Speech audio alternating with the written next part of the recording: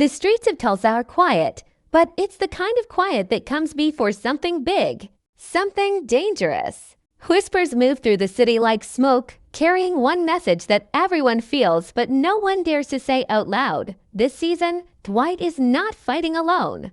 Another king is stepping into the shadows beside him, and when two kings walk the same path, the whole city holds its breath.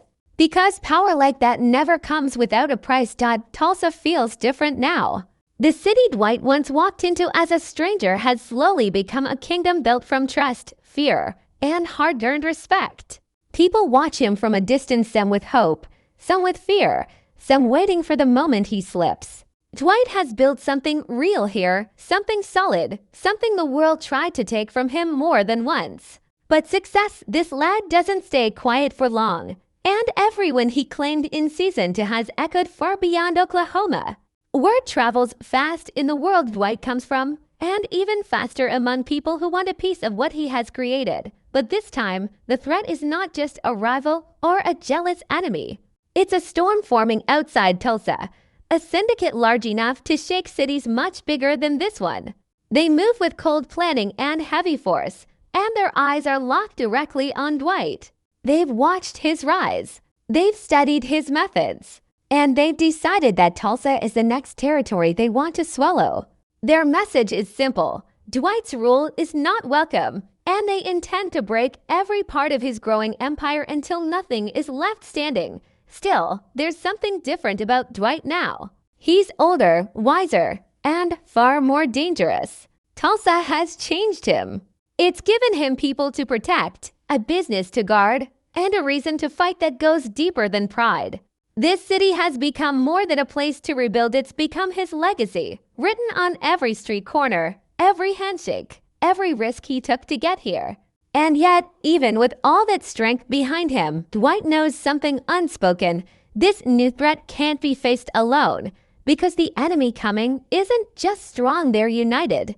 And to defeat a united force, Dwight must consider something he never wanted to think about again: partnership. Not friendship, not loyalty, but strategy. He needs someone with their own power, their own followers, their own reach. Someone who can stand beside him as an equal, not a follower. Someone he once thought of as a rival, or maybe even an enemy. The question is not whether Dwight can fight. The question is whether he can trust. Because in Tulsa, alliances come with danger, and every agreement has a hidden cost. Building an empire alone is hard. Defending it alone is even harder. But choosing the right person to stand beside you when the city begins to shake, that might be the hardest choice of all. Season 3 is the moment where Dwight must face what every king eventually learns. Ruling alone may feel safe, but ruling together is the only way to survive what's coming. Tulsa is waking up to danger it has never seen before. At first, it starts with small signs, businesses shutting early, strange cars parked for too long, and unfamiliar faces walking through local bars without saying a word. People don't know what's happening, but they can feel it. Trouble is moving closer. And this time, it's not coming from inside Tulsa. It's coming from far outside, from a force that doesn't care about history, respect, or the rules that have shaped the streets Dwight now controls. The syndicate moving toward Tulsa is not like the local crews Dwight crushed when he first arrived. These people don't fight for territory out of pride. They don't make deals out of necessity. They take cities like a machine, cold, organized, and hungry. They slide into a place quietly, buying out businesses, planting their men, making alliances with the weak, crushing the bold, and spreading fear without firing a single shot. And by the time anyone realizes what's happening, it's already too late. Entire neighborhoods fall under their command, and those who stand in the way disappear like dust swept off a table. Their interest in Tulsa is simple. Dwight has built something that looks small on the surface, but powerful underneath. His connections, his loyalty, his influence, all of it has created a spark that bigger organizations see as a threat.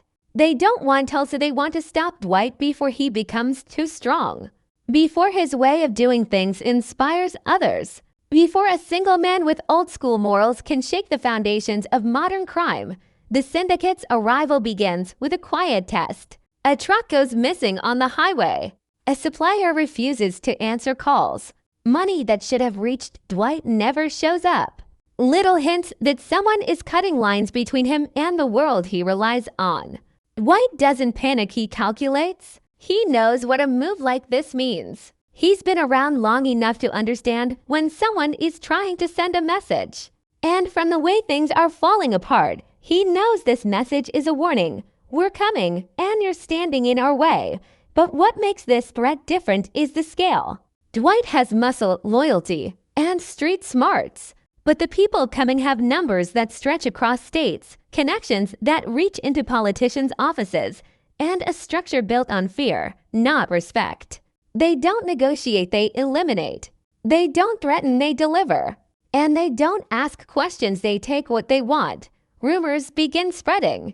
A dangerous leader sits at the top of this syndicate, someone known for destroying entire crews without leaving a trace. A strategist who sees cities like chessboards. A ghost who never shows his face unless it's too late. And according to the whispers, this leader has a personal interest in Dwight, a past grudge, a broken deal, or maybe a revenge story that Dwight doesn't even know he's part of. As tension rises, Dwight's crew starts to feel the pressure.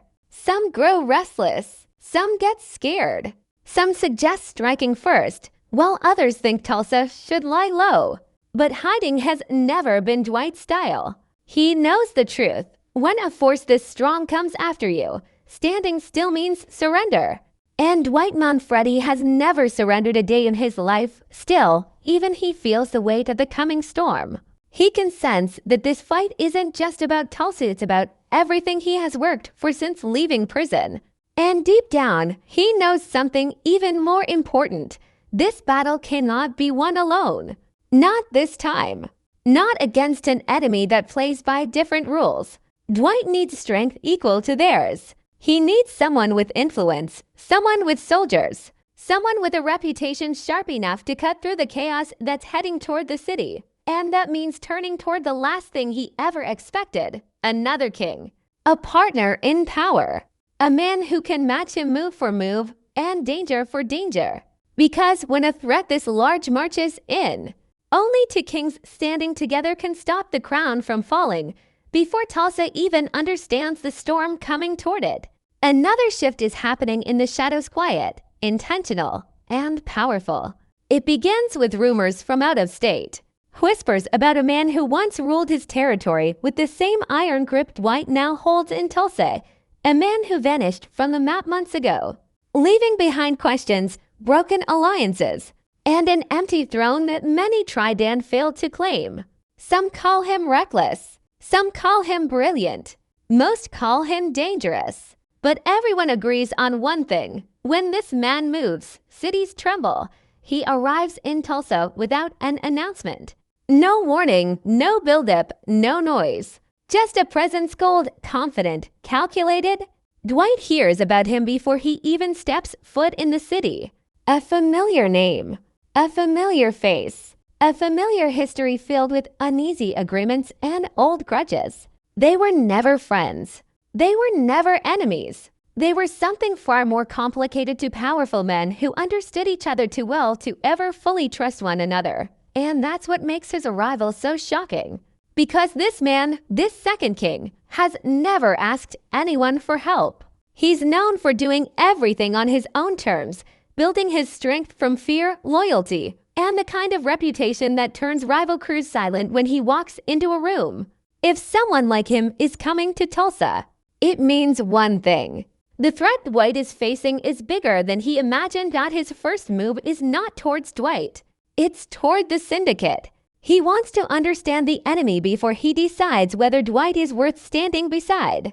He watches the way these outsiders move to organized, to fearless, to sure of their victory. He sees the money they filter through businesses he once knew. He sees the connections they have made in cities that should have been untouchable. And when he realizes how deeply rooted their power is, he knows the truth. Even he is not strong enough to take them on alone. That's when the idea becomes real, an alliance between two kings. Not because they like each other, not because they trust each other, but because they both know what's at stake. The syndicate doesn't just want Tulsa. They want complete control. They want every powerful name wiped off the table so they can rebuild the criminal world in their own image. And that includes both Dwight and the man who has just stepped back into the picture. The city reacts as soon as news spreads that these two forces might come together. Old crew members whisper about what this means. Younger guys imagine the kind of power the two men could create if they set aside their past. Some fear it. Some look forward to it. And some believe the alliance is nothing more than a ticking time bomb to kings sharing one battlefield has never ended peacefully. The meeting between them is inevitable. When it finally happens, it is not loud. It is not emotional. It is two men sitting across from each other, reading not the words spoken aloud, but the ones hidden between them. The air between them is heavy, thick with history and tension. The second king offers no apologies, no explanations. Dwight offers no warmth, no softness. What they exchange is respect turned, not given. And beneath it all, a silent agreement.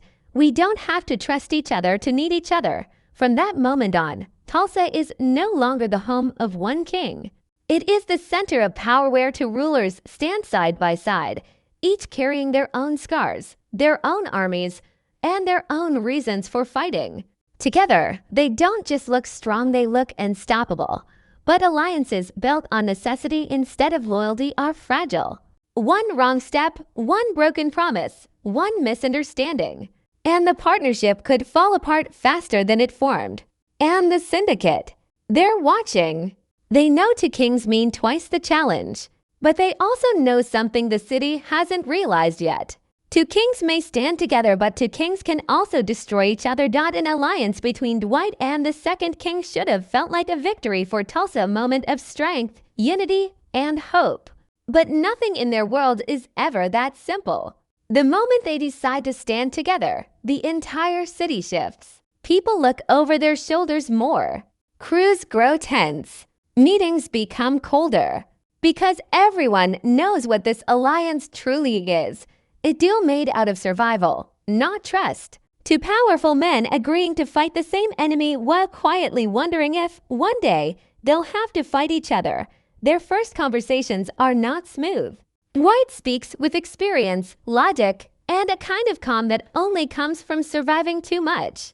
The second king speaks with fire, impulse, and a hunger to win at any cost. They don't blend, they clash. But strangely, it works. Dwight slows him down. The second king pushes Dwight forward. Together they move with a force that neither of them has ever had alone, but their crews feel the pressure.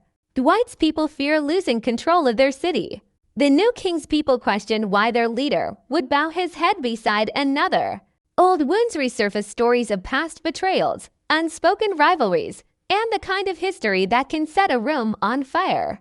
One misunderstanding, one raised voice, one wrong word, and fists get ready to fly. The tension is thick enough to cut with a knife, and everyone can sense it. Still, the alliance begins taking shape one decision at a time. They start by studying the syndicate's movements. They learn where their money comes from, who their contacts are, which streets they've touched, and which businesses they've marked. It becomes clear that the enemy has already planted deep roots in Tulsa. The takeover wasn't a sudden attack, it was a careful plan. Step by step, designed to corner Dwight and crush him before he even understood what was happening, with two kings now involved. That plan falls apart. Every move the syndicate makes is met with a counter. Every hidden deal is exposed. Every attempt to push deeper into Tulsa is met with resistance from two sides instead of one. The city becomes a chessboard, and for the first time, Dwight isn't the only king making moves. The second king plays his own game fast, bold, sometimes reckless, but effective in ways Dwight can't deny. Their strategy is simple: divide the city into zones each one controls. Dwight takes the businesses and the relationships he built with patience. The second king takes the streets where fear speaks louder than loyalty. It's not equality, it's balance. An uneasy balance. but a balance strong enough to hold for now. The two kings speak less about trust and more about purpose. They don't pretend to be friends. They don't pretend to like each other. But they understand one truth clearly. Without each other, Tulsa will fall. Still, cracks begin to appear. The second king pushes too hard, wanting to strike first, wanting to send a message of dominance.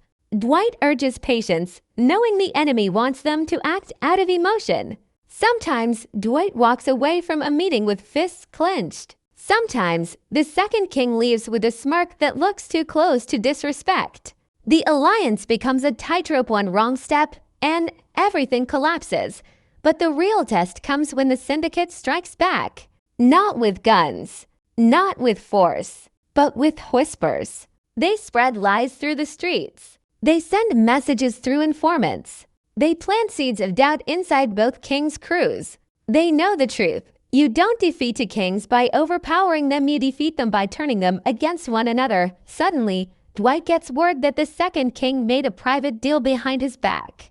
At the same time, the second king hears a rumor that Dwight is preparing to cut him out once the fight is over. Neither knows what's real and what's manipulation. Both feel the pressure. Both feel the danger of trusting the wrong man.